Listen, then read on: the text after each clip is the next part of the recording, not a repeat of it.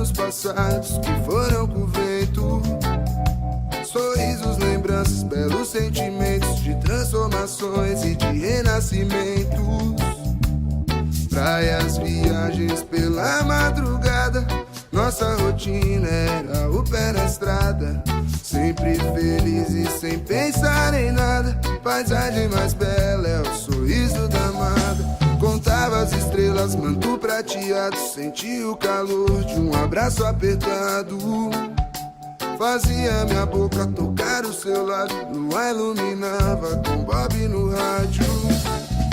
Nas manhãs nubladas, bom humor imperava. A vida era um jogo, sem cartas marcadas. À noite no fogo, um bom som que rolava. Por entre a fumaça, diversas risadas.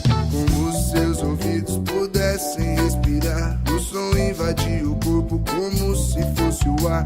O som tomava forma, sensação de bem-estar.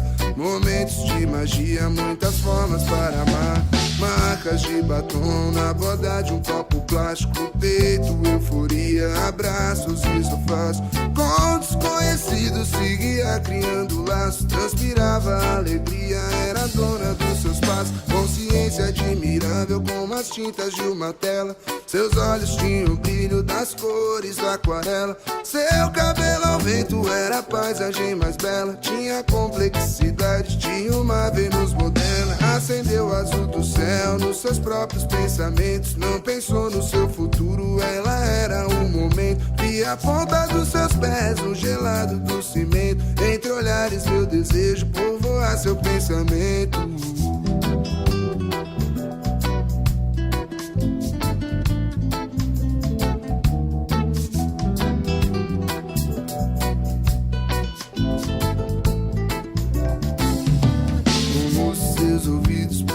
Sem respirar, o som invadia o corpo como se fosse o ar. O som tomava forma, sensação de bem-estar. Momentos de magia, muitas formas para amar.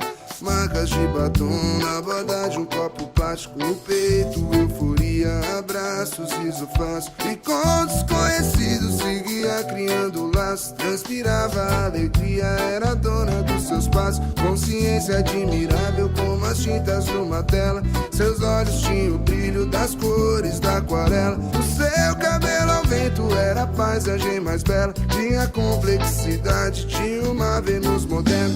Acendeu o azul do céu nos seus próprios pensamentos. Não pensou no seu futuro, ela era um momento. Via a ponta dos seus pés no gelado do cimento. Entre olhares meu desejo povoar seu pensamento. Entre olhares meu desejo povoar seu pensamento. Entre olhares meu desejo povoar seu pensamento.